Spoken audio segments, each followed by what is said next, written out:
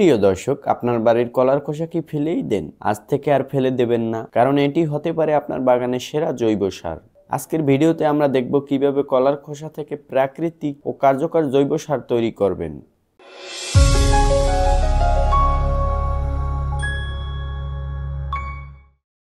কলার খোসায় কি রয়েছে? কলার খোসায় প্রচুর পটাশিয়াম, ফসফরাস এবং ক্যালসিয়াম থাকে, যা গাছের জন্য অত্যন্ত প্রয়োজনীয়।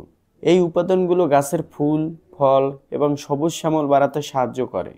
এরপর হচ্ছে কলার খোসা থেকে জৈব সার তৈরির প্রক্রিয়া। প্রথমে কিছু তাজা কলার খোসা জোগাড় করুন।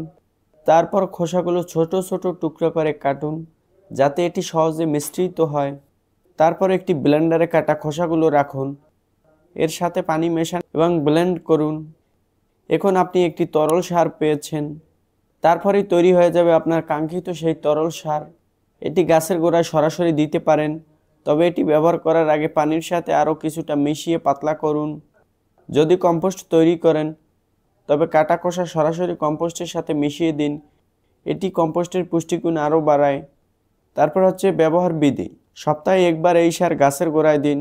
ফুলের গাছ, সবজি গাছ বা ফলের গাছে এটি ব্যবহার করলে দ্রুত ফল পাবেন। গাছের জন্য কলার খোসা দিয়ে তৈরি এই সার খুবই সহজ এবং সাশ্রয়ী। প্রাকৃতিকভাবে গাছের যত্ন নেওয়ার জন্য এটি একটি দারুণ উপায়।